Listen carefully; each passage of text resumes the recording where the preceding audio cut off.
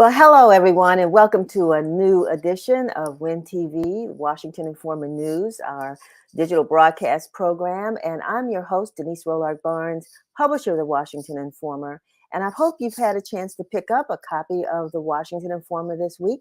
I don't have one in front of me, but I know that Sherry will be putting up our digital edition in just a second.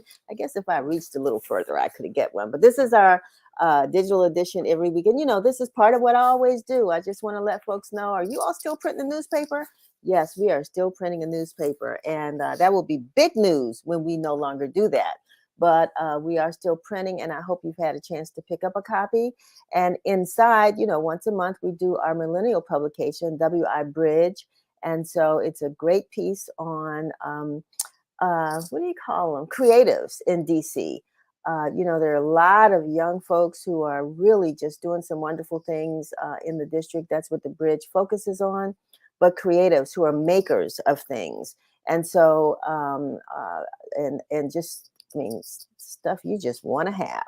So I hope you've had a chance to pick up a copy of The Informer and that you have enjoyed it. But as you always know, you can get a copy of the digital edition, or you can read the digital edition online at WashingtonInformer.com.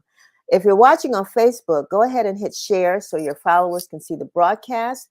And if you're watching on Twitter, be sure to follow us and we will follow you back. And be sure to subscribe to our YouTube channel at Washington Informer TV. That's one word, no spaces, Washington Informer TV. So we're going to have, I think, another exciting show because we work really hard to bring you news you can use and news you can enjoy. We have joining us Siobhan Joseph, the Diversity Outreach Manager and Mortgage Loan Officer with Fitzgerald Financial Group, a division of Town Bank Mortgage. And we are really happy to have Miguel Coppage. He's an 11th grade student graduating this May from the Richard Wright Public Charter School here in Washington, D.C. And he is one of 3 students in the D.C. area chosen to be a part of this year's Disney Dreamers Academy at Walt Disney World. So I look forward to having that conversation with Miguel. And you won't believe it, but we're really excited because our lifestyle editor, Brenda, why am I drawing a break?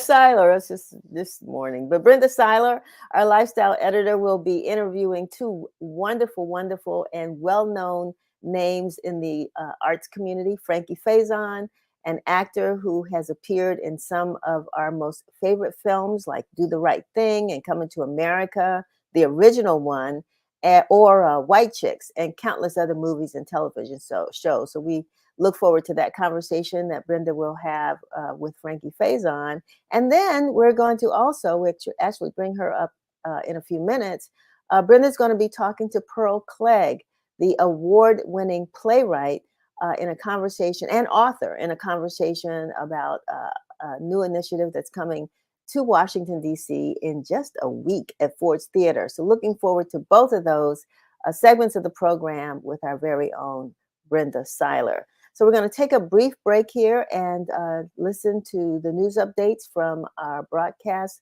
news journalist, Curtis Knowles, and we'll be right back. This is WIN TV News, bringing you the news that matters. The Metropolitan Police Department has named agency veteran Angela Simpson as its first chief people officer. The position will anticipate personnel needs, provide strategic advice to executive leadership and senior management officials on workforce-related issues, and coordinate initiatives aimed at optimizing the worker experience. Her promotion, announced Friday, is part of the MPD's effort to develop a culture of emphasizing excellence that is supportive of employees.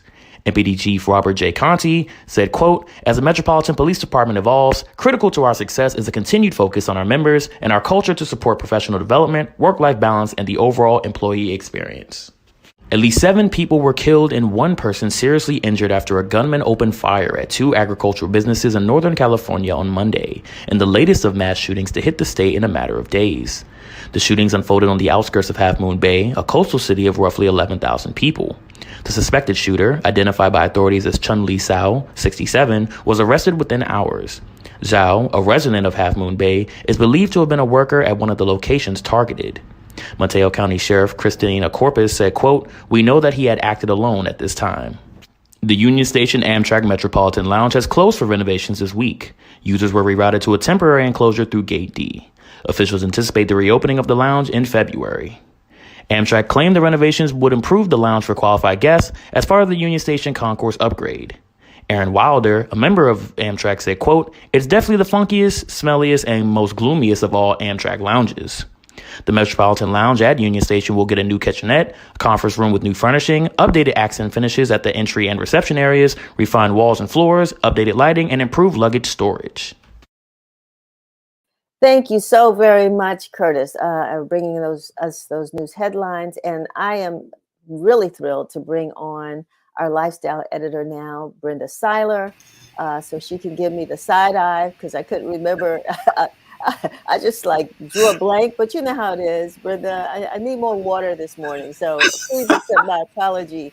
But you know, you are again a true gem when it comes to the Washington Informer, and bringing us such wonderful guests. So I'm not gonna keep talking. I'm gonna turn it over to you so we can begin our interview with Pearl Cleage. I want to welcome her. If Sherry can bring her on, at least welcome her and say thank you very much for joining us at WIN TV.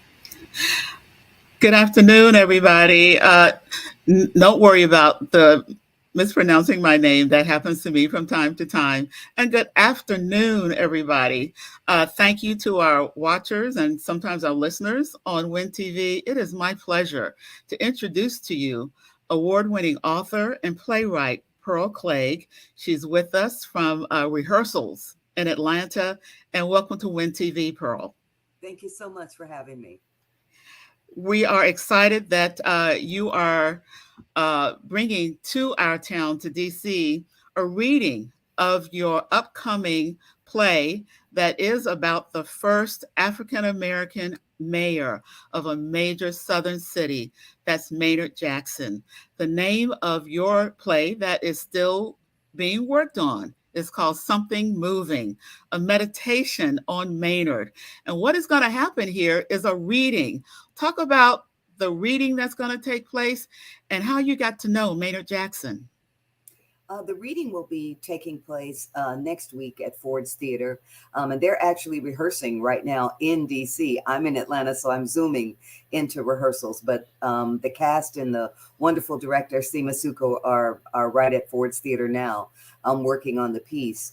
And what we're going to do is have two staged readings, one on the 2nd of February and one on the 4th of February. And the readings are free. They're open to the public. You do need to make a reservation. But what this gives the playwright a chance to do is to hear the work out loud. You know, the thing with the play is you can read it to yourself all day long. And if you wrote it, it always sounds wonderful. But you need to have actors read it so you can hear how it really sounds outside of your own imagination. And I have a wonderful cast that is right now working on bringing that play to life. I actually worked in Maynard Jackson's first two campaigns and went to work at City Hall in his administration for 2.5 years. So I developed a friendship with him even after I left City Hall. And one of the things that I'm trying to do with this play is give a little history, of course, but also to just talk about how it felt to be in Atlanta at that wonderful transformative moment when we all knew we were making history. We knew it and we were doing it while we had the awareness of it.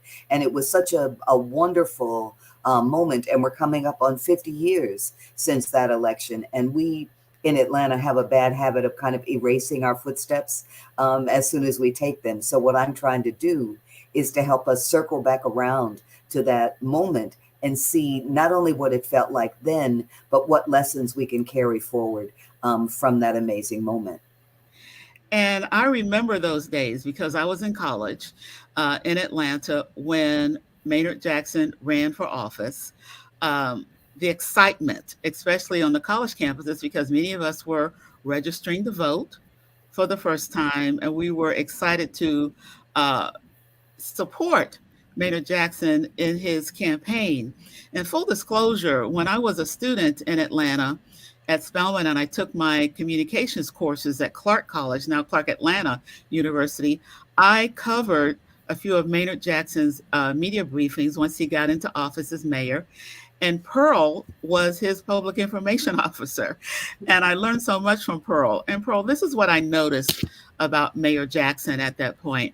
The way that he conducted himself um, was very cool, calm, collected, with all the questions coming to him from reporters.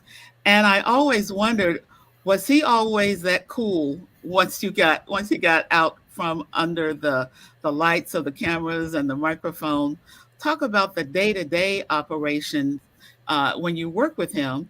And again, what did his administration do for Atlanta?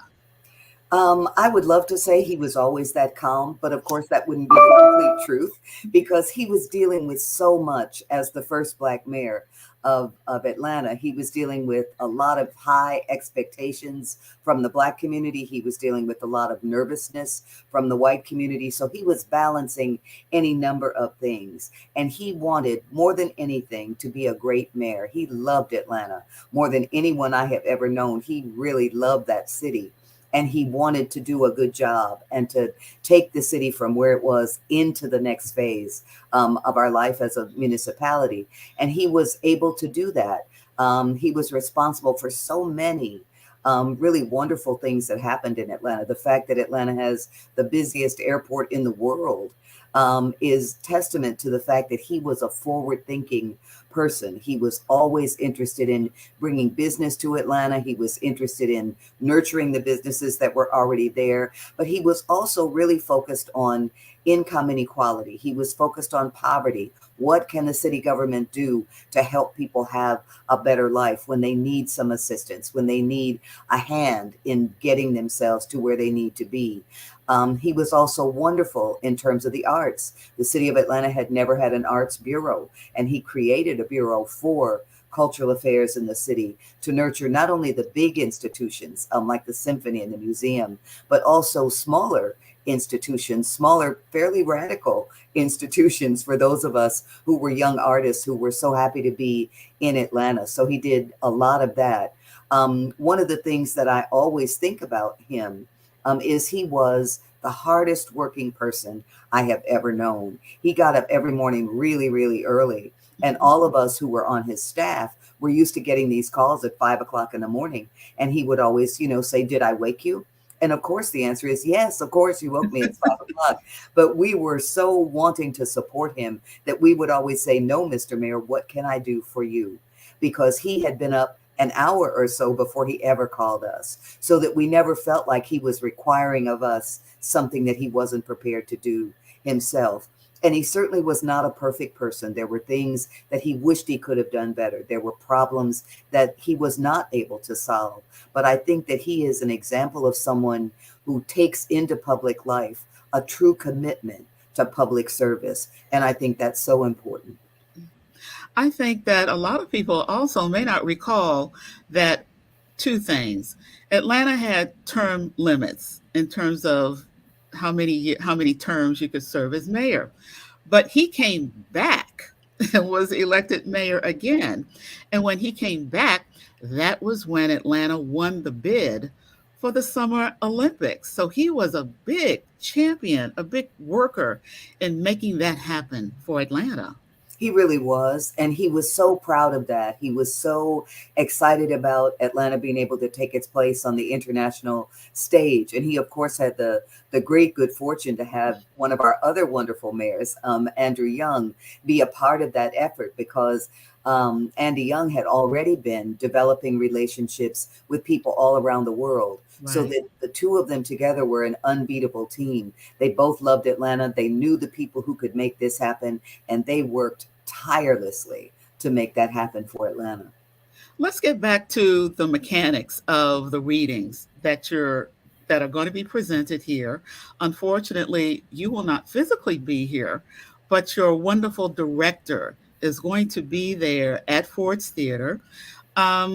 For lack of a better term, overseeing what is going to take place, that the audience will experience as the audience gets a chance to really see and understand, oh, this is how a play comes to the stage. Exactly. And it's not going to be just okay, we're standing here behind music stands and we're just going to read to you.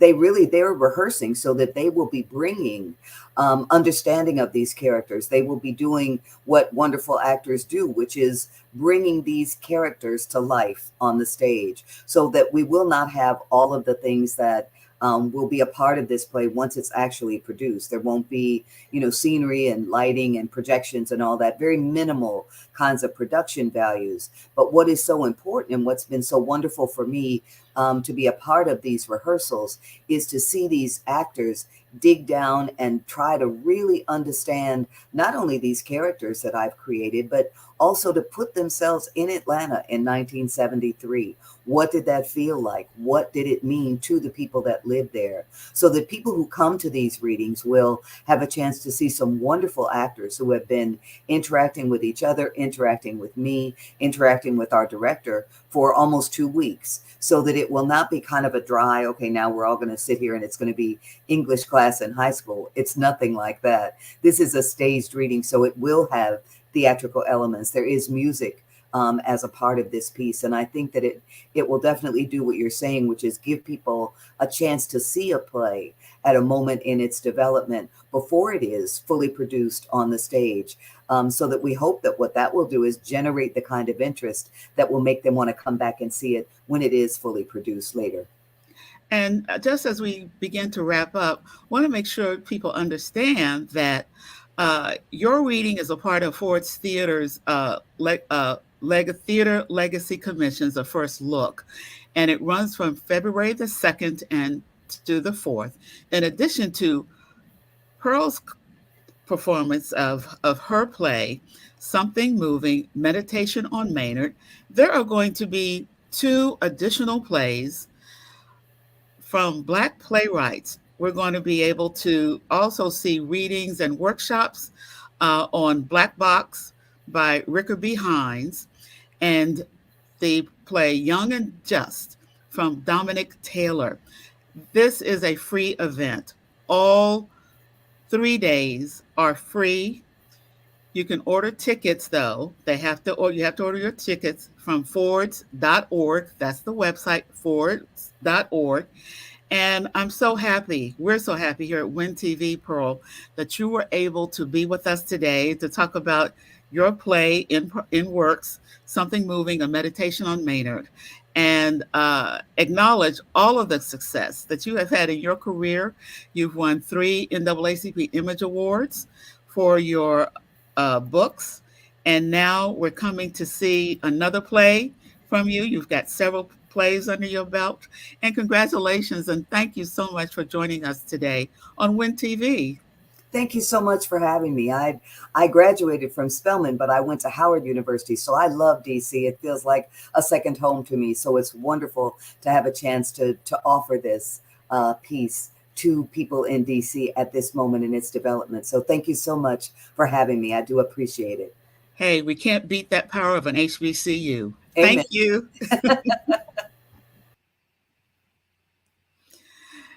And thank you, Pearl, for being with us. Learned a lot about Maynard Jackson. Some questions that, even though I lived in Atlanta for a while, I'm a native Washingtonian, but I had a few questions that I wanted to have some further insights on. So appreciate Pearl giving that to us today. I thought it was great, Brenda. It was a great interview. And, I'm going to go ahead and get my ticket because it's, readings are fun, regardless if you see the whole play or not. You get a chance to see it in the making. So I'm glad that she took a moment out to talk to us. And we got to run on with the rest of our show. But I know that you have another great interview coming up in a few with Frankie Faison. So it's just fun for me to sit back and watch and listen and appreciate the programming that you're offering to us today. So folks out there, go ahead and share with your friends and let them know to come on and join Win TV and check out these interviews with Brenda Seiler. We're going to move on. We'll see in a few minutes. We're going to move on now with Siobhan Joseph, the Diversity Outreach Manager and Mortgage Loan Officer with Fitzgerald Financial Group, a division of Town Bank Mortgage, and no stranger to Win TV because of the partnership that we have established. And it's so good to have you with us today. Welcome, Mr. Joseph. Oh, thank you very much. And thanks for having me. It's been a great partnership. And I look forward to the future with Win TV and The Informer. But more importantly, I believe we're accomplishing great things with the home ownership as we've done the Washington Informer. Wonderful. Yeah, we kicked off the Our House series about a year and a half ago. Fortunately, because of a grant that we received, but we got such overwhelming response to an issue that you all there at Town Bank understand we need to address, and that's how we not only keep homes Black owned in DC, Maryland, Virginia, but also how to get a home, how to get the mortgage, the process. So I appreciate the programming that you all have been doing. I want to talk a little bit more about this series and what's coming up.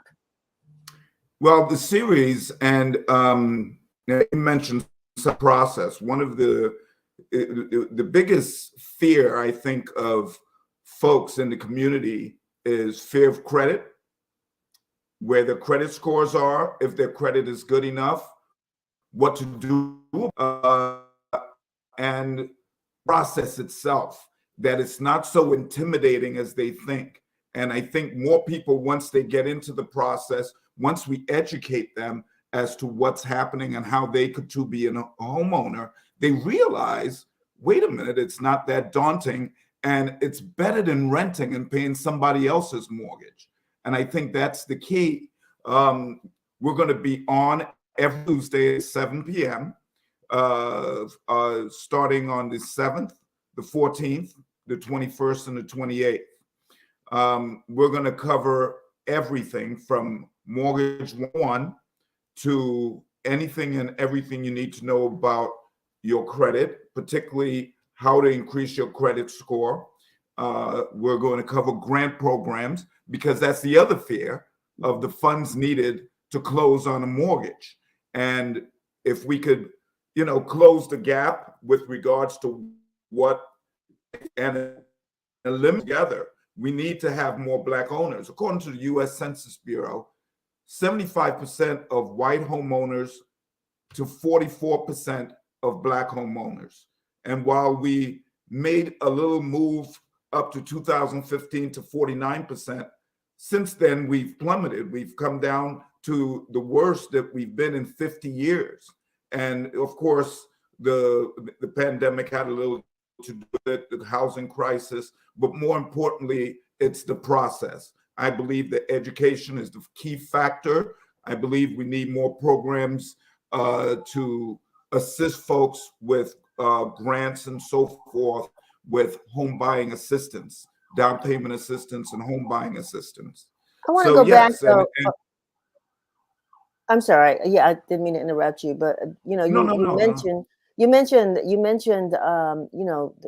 the difference between Black and the rate of Black and white home ownership, that the numbers are going down. And I'm wondering if, a program like yours, or a program that the series that you're presenting addresses both, let's say, the first time home buyer, and maybe one who wants to transition into a new home, and if the experience is going to be any different, and how the difference in preparation for each. The difference in preparation, and it does address everything. It addresses the first-time home buyer, the move-up buyer, the empty nester, the veteran. It addresses every aspect of purchasing a home. So tune in, for instance, week 1, you'll hear everything about the first-time home buyer, Mortgage 101, and grant programs and credit, and how the difference in preparation, finally get over your fear and understanding how to create and how your credit could best support you to get a better rate, and how to improve your ability to be successful in home ownership. In other words, so you could acquire a mortgage. And this series, and I do all of these over more I do, the better, because I feel that the more contact I have with the community and give people an opportunity to learn more, the more they could accomplish with acquiring homes. It's not just a matter of getting a house. We all know that a house is the start to generational wealth. And I was going to we've ask been you about robbed that. Yes. to a certain degree over the years of Right. generational wealth. We haven't had the chance or the opportunity to create and build on generational wealth. So this is a great opportunity to learn how to do that. And it starts with purchasing one home. And we also have the opportunity for veterans. So many veterans Right. have the opportunity with no money down. And we have grant programs that we have that Well, not that's what only I wanted to support ask you down about. payment assistance. Right. I wanted to ask a little bit about the grant programs, and then I want you to share, how folks can actually participate in and register for the series. But I know, for example, in the District of Columbia, the mayor has a goal of a certain number of homeowners that she intends to create over the next few years. I think the Secretary of Housing and Urban Development as well has looked at a goal of increasing Black home ownership. And I'm wondering, with your experience, are you beginning to see more opportunities with grants than you've seen before? And maybe you can give us a little hint of what that looks like for homeowners who have never Oh, even no, thought about that. absolutely. First thing that, other than being pre-qualified, the very first thing you should do is contact a lender, preferably me, and speak to someone with regards to what do I qualify for and what is my credit score. And then they'll tell you exactly what grants available. There are grants out there right now in Maryland that could assist you. There's grant in DC, the DC Open Doors program. There's grant universally with the FHLB, the First Home Loan Banks program, that will give $12,500 in assistance to down payment assistance and $15,000 to community partners, first responders, teachers, municipality employees. So there's more than enough opportunity there, and we need to take advantage of it. We really need to seize the moment while that money is available, and folks need to take advantage. I like that. Folks need to take advantage of it. So how can they take advantage of the series? How can they register and participate? Again, you can share the dates and times. Well, sure. Well, the great thing is that there's no registration that needs to, you don't need to register or anything. You just need to tune in to Win TV, whether it's the YouTube, whether it's Twitter, whether it's Facebook. And once you tune into Win TV every Tuesday night at 7 p.m. In Black History Month, as a reminder, every Tuesday at 7 p.m. I'm going to keep saying that. It's important And that's that easy we to have remember. an audience. We did very well last time. I'm sorry. No, I was just saying that's easy to remember. Tuesday at 7. Tuesday, and going to be another program. Second week is FHA, which is low money down. USDA, it's 100% loan, no money down, and VA loans. Even our supplements on week 3. And week 4 is we're going to answer all the questions, the most frequently asked questions about purchasing a home. And we do that every week, but we're going to dedicate a program to just answering your questions for you and making sure you understand. And we're here to qualify anyone at any time to get into a home. Mr. Joseph, thank you so very much for sharing this information with us and for continuing to share through the series. I think it's really great. We are going to make sure that we do our job to promote the series because we want as many people to hear about not only the programs, but what Town Bank Mortgage can assist them with, the Fitzgerald Financial Group, how you can help folks to get folks into homes in the DC area. It's a very valuable, I think, opportunity. And I want to thank you again for being with us and look forward to seeing you on Tuesday night. Well, I thank you, Denise, and thank you for allowing us the opportunity to be on your program. And most importantly, I thank all the folks over at the Washington Informer. They've been outstanding, and they're helping a lot of folks get the opportunity to home ownership. Right. That's what our house is all about. You know, our house, your Yes, house ma'am. is our house. So, all righty. Thank you so much for being with us. We'll see you soon. See you soon. All righty. We're going to move next. And if you haven't had a chance to really see the special issue that we do once a month focused on our house, we, of course, we want to, are happy to have the partnership with Fitzgerald Financial Group and Town Bank Mortgage, because we want to definitely bring resources to those of you all who are thinking about owning a home. We want to encourage you to do the work that's necessary to get you into that dream house of yours. And so even the special issue that we do once a month, we want to make sure that you get a chance to see that and tap into the resources that so many folks want to share with you, because we know, as he said, the road to wealth and for legacy in our families is through home ownership. That's one way, and a very, very historically documented, important way of getting there. So we're going to move now to Miguel Coppage. I'm so happy to have him on with us today. A young man who is a student at Richard Wright Public Charter School. Gosh, he has really grown. He had Adventures of Fireman books, and now, Miguel, you have been selected from thousands of applicants as one of the 100 outstanding students across the United States to be a part of the Disney Dreamers Academy at Walt Disney World Resort. Woo-hoo! Where are you going after graduation? I'm going to Disney World. Well, I don't think you have to wait till then, but welcome. Thank you for having me. And your voice is just gone. I'm just amazed. You are now we've had you on Win TV before, correct? Yes. Okay, tell us about that experience. I want folks to remember, because you know you've grown, so they may not remember when you were with us before. I think I was about 14.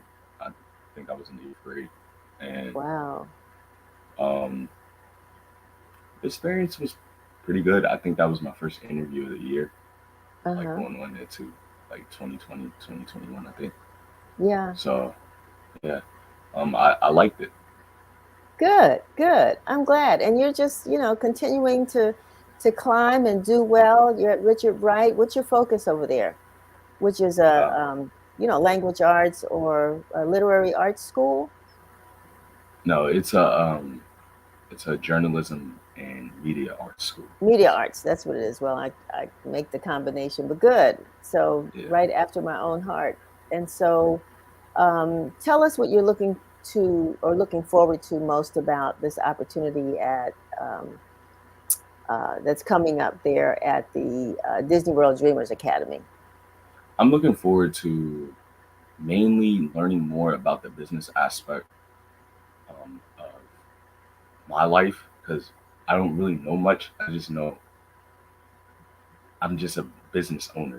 I want to learn more. I want to know what it's like to have your own business when you're getting out of college, because I'm about to graduate and go to college, so I'm gonna have to do stuff on my own without my mom. So I just want to know how it is to own a business, make your own decisions, all that. That's literally what I'm looking forward to. And tell us about the business that you own and aspire to grow. Okay, I own 3 businesses, well, 2, but I own a hair product called Cruella. It's a hair butter and curl cream, and I also have some books: The Adventures of Fireman, and the Kids Listening Here in Friendly Officers. Wonderful. So, did you have to apply to the academy? How did you get selected? I actually do not know how I got selected. I think we just applied, and I think my mom's been trying to get me into it since I was like in the 8th or 9th grade, I think. Uh-huh. So it was great news to hear that. Nice, because it's 100 young people from all over the country that you're going to meet and interact there, that also interact with there, who also have great aspirations. So it's going to be a great networking opportunity for you.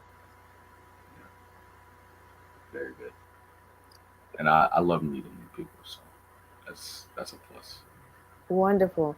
Tell us about Fireman books, So The those two Adventures books of are Fireman. uh, yeah. So those two books are about two young superheroes who discovered they had superpowers and used them to fight crime against their arch nemesis. A lot of people think it's about a fireman. No, It's not.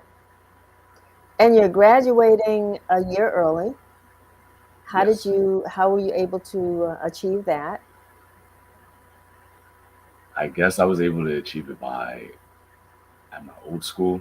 I had a lot of credits built up from that school, so coming to Richard Wright, I I had enough credits to graduate as of right now. So That's good. That's good. And so as far as your writing, because that's where my heart is. I love people who love to write, and who happen to be good writers as well. And so where did you get that that skill from? How did you get into writing? I actually got into writing because I think that was always one of my passions. I think coming into maybe second grade, that's when I just started taking writing seriously and actually wrote, you know, passages and many different s- stuff like poems and all that. And it was just one time where I wrote a book and I had give it to my mom, and she read it, she liked it, sent it to one of her friends. That's how we got the book published, and here we are. Wow, that's thank you, Mom. It's good, right, to have people that support you and support your gift, because sometimes you do things and you're just doing it. You don't even know whether it's good or not, right? So, and I applaud you for sharing that with her, because sometimes we will hide our gifts. We don't share them with people. So it's good that you actually did that. So, do you know where you're going to be going to college in the fall, or do you know what you plan to major in? I do have a plan of what I'm majoring in. I do not know where I'm going. I do have Mm. two schools in mind, but I have a scholarship for one of these schools, which is VCU. Okay. Um, but I want to major in communications and maybe hmm, I don't know what my second major. I don't know, Still thinking about it? but Yeah. Well, yeah, communications can take you in a lot of, well, business would be an area, yeah, right? Since you're going to down to Disney because you want to learn how to really take advantage of the opportunity to learn more about being a business person or an entrepreneur. So you can't lose by taking business courses. This is just me talking, right? Business courses in political science, sociology or psychology, because you're dealing with people, and some technology, because you all are spend a lot of time. I print a newspaper every week, right? But we're trying to reach an audience that doesn't read newspapers. So trying to get people on board who really understand technology, social media, all of that. And now it seems like these universities have created majors or offer courses that, can help to um, monetize that skill. So I'm just throwing that out there as some ideas for you. yeah. I'll put that in my head. I'll look that. Wonderful. Well, for a communications person, I'm having a hard time getting you to communicate with me. But don't be nervous, because I know what you're going to say. You're going to say, "I really enjoyed that interview," and I hope that's what you're going to say, because that's what I'd like. So when do you leave? When do you leave to go down to Disney? I believe it's in March. Somewhere, Okay. somewhere. Yeah. And how long will you be there? Uh, I think like for like 2 weeks. I believe, for a Okay, week. okay. And have you heard of any celebrities that might be down there? I have no idea. Really? Yeah, yeah. I know that God, I just forgot his name, but I know that he used to promote it all the time. Steve Harvey. Steve, Yeah, Steve Harvey used to promote that a lot, and there may be some others. So make sure you take, well, you have your cell phone with you, right? So you can do a lot of selfies and take a lot of pictures and document the experience. It's going to be a great opportunity for you. for sure. All right. Well, I'm going to let you go because you probably have to get back to doing some school stuff or preparing to pack and go. So thank you very much for joining us. Thank you for having me. All righty. You have a great day, Miguel. And You good too. luck. Congratulations. Thank you. All righty. Take care.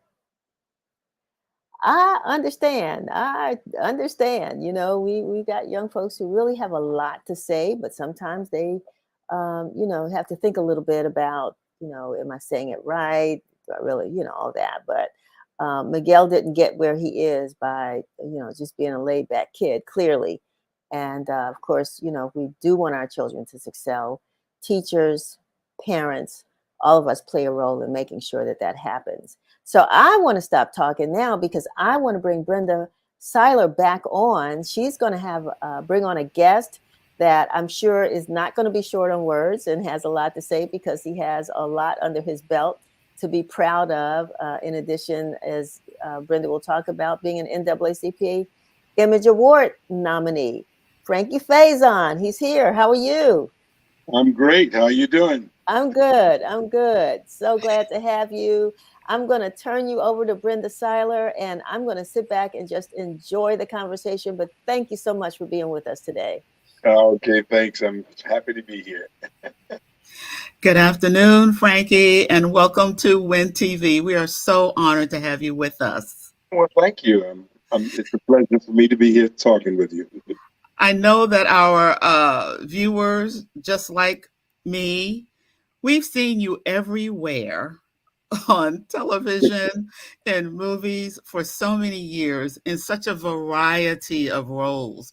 You are what I consider, and maybe others will use the term, a journeyman actor. You've been doing it. You can do whatever is put in front of you. So that's why it's wonderful to congratulate you and the entire cast from the movie Till, a very important movie. You all have been nominated for 7 NAACP Image Awards. And to me, in addition to Best Film, there's a wonderful nomination for Outstanding Ensemble Cast in a motion picture category. Um, this movie was so moving. It's necessary. We know the story, but it's necessary.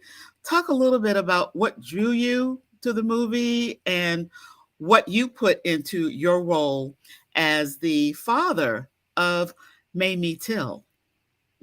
Well, I was drawn to the film by the producers. They knew me, and I think the director knew of me, and they thought that I would be a good fit to play the role of the grandfather to Emmett Till and the father to Mamie Till. And I was contacted and invited to join the cast. And of course, I know the Emmett Till story, and I know how important it is that we expose that story, get it out to the public at large, not only to the young people who weren't around during that period, but also to a lot of older people who were around but didn't know or have forgotten or whatever. So I think it's time now to give it the exposure that it needs to refamiliarize people with this horrible piece of American history. And so to me, it was a no-brainer to do that. And it became very, I don't know, gut-wrenching deep. It became a deep part of me, my makeup, as soon as I decided to do that, because I knew the responsibility that I had taken on, not only to the film, but to the community at large, the young people out there, especially, who didn't know of the situation, because we wanted to present it in a fair and honest way and let people make their own judgment about their feelings about this incident. And one of the things that helped us to remind us what happened with Emmett, the advocacy work, the tireless advocacy work of Mamie Till, until her passing, her family has taken up the charge. And one of the things that happened last year was when Congress passed the anti-lynching law named after Emmett Till. It took that long.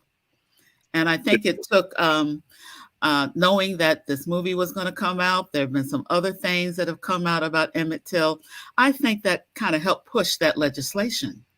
Oh, absolutely. And, you know, it's a very proud moment for the family and friends and the world at large, you know, that this thing was done and this law was passed, because it showed that, you know, quite often people coin the phrase, we want to show that your life was not in vain. You know, you're living the things that you accomplished, the things that you did. Emmett Till, at the age of 14, didn't get a chance to accomplish a whole lot, but he did get a chance to accomplish so much in his death and the aftermath of his life. So I think it's a huge statement. It's a huge acknowledgement that this has happened, that coincides with the release of this film. And hopefully the film, you know, had some voice in that and will continue to have a voice. I mean, Mamie Till, her work that she did after the death of her son was phenomenal until the day she died. She committed herself. She made a statement where she said in the film and in her book that she used to think that there was the problem of those people down south, you know, all of the lynchings and the horrible things that were happening to blacks, racism down there. But when it happened to her son, she says she realized that it's everybody's problem. It's everybody's concern. And she put her money where her mouth was, because for the rest of her life, from the moment that after her son's death, she committed herself to racial equality, to making sure that it happens in any way that she could. That's correct. And I want to let our viewers know, again, the movie Till has been nominated for 7 NAACP Image Awards. You can go on to the NAACP Image Awards website and vote. This is a public voting awards program, and the deadline to vote is February the 10th. You've got a couple of weeks left, and we want our viewers to go on there, look for Till, but also look at other things that are going on. The NAACP awards cover the entire spectrum of creative arts, literary arts, movies, films. They're now doing awards for podcasts. So there's a lot of different things going on, and it's a big form, if you will. So it's going to take some time. So give yourself some time. Don't wait to do it. Don't wait to do it on February 9th, folks. Just go on and start looking at it now, because you're going to have to go back and forth a little bit. But Frankie, let's get on to some other things that you're doing. You are what one would call blessed and booked, because we see you in performances all the time. And you are now in the TV series The Rookie Feds, where you play the dad of the character that is portrayed by actress Niecy Nash. Rookie Feds comes on Tuesday nights at 9:00 on ABC. Talk to us about that character that you play on that TV series.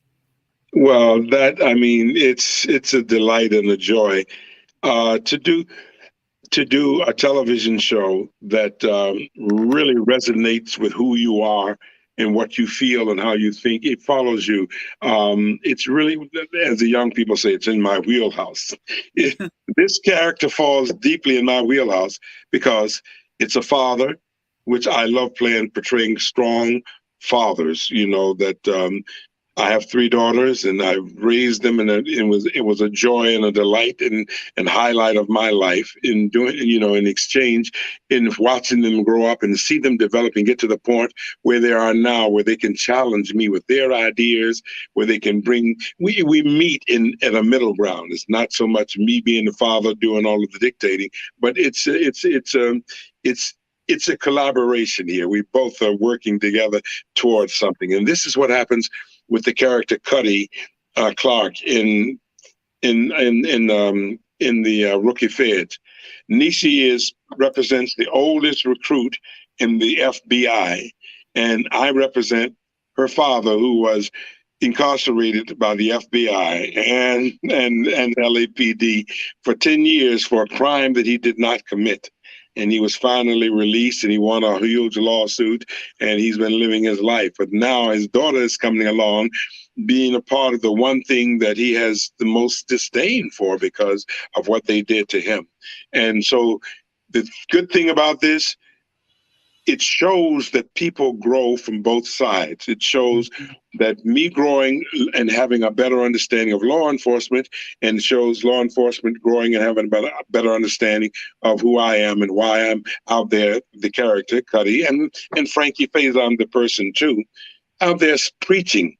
Let's not defund law enforcement. Let's educate them.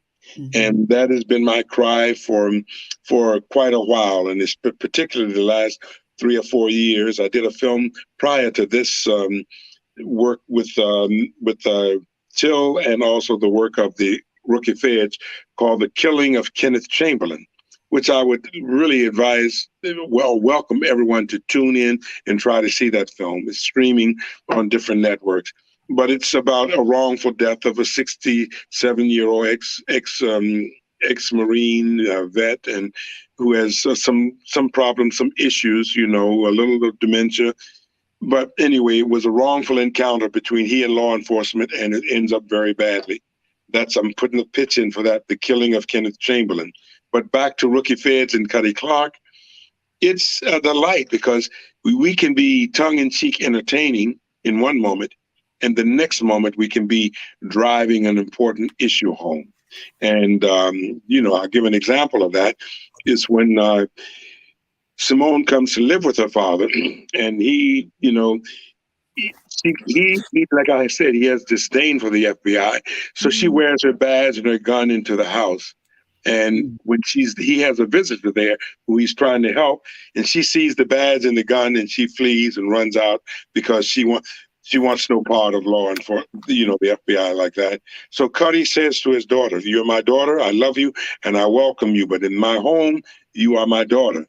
So the gun and the badge has to go. You cannot wear them in my home. And but other than that, you are welcome." And and they have times like that where she agrees that I want to honor your home, your household, and if that means me taking off my gun and badge before I come in here, absolutely, I will do that.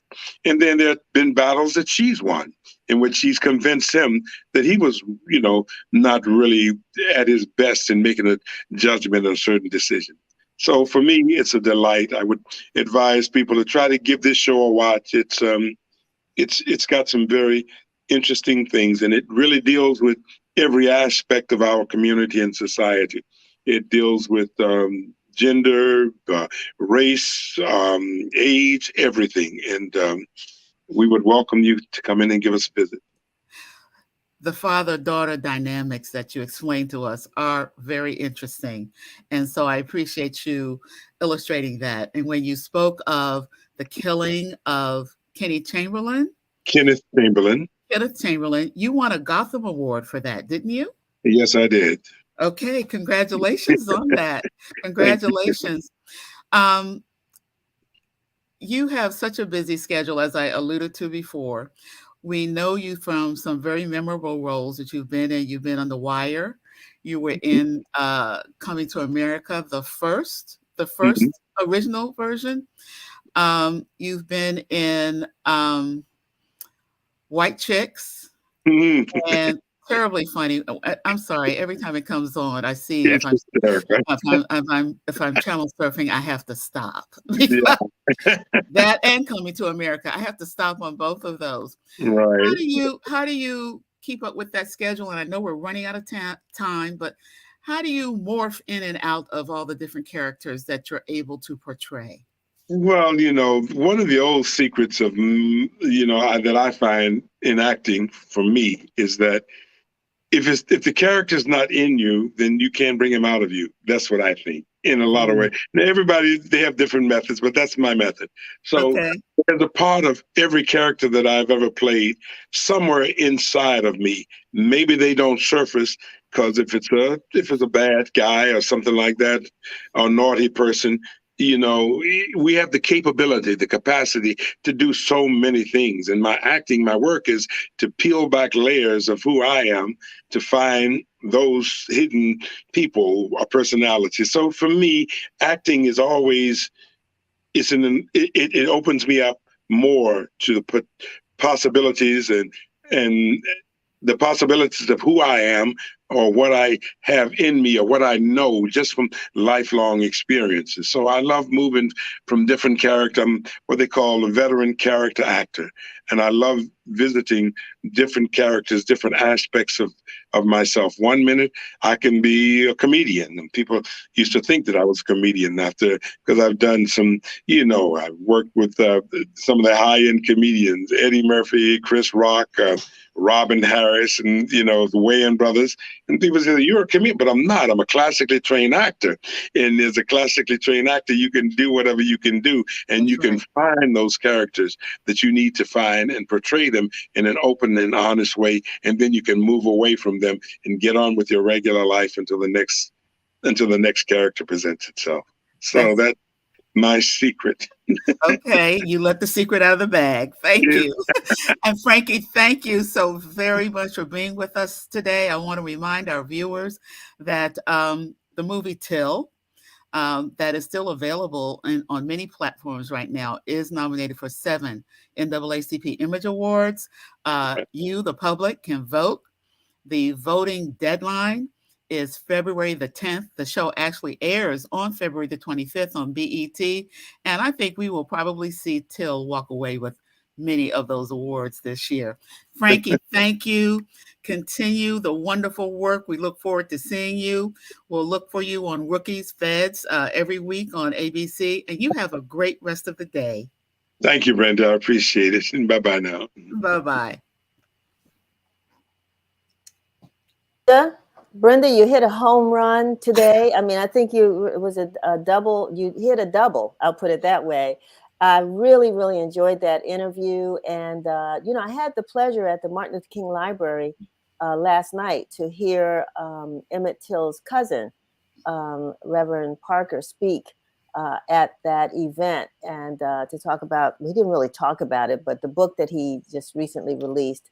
And so it was really, just to hear Frankie Faison talk about that story, which so many of them could not talk about up until recently.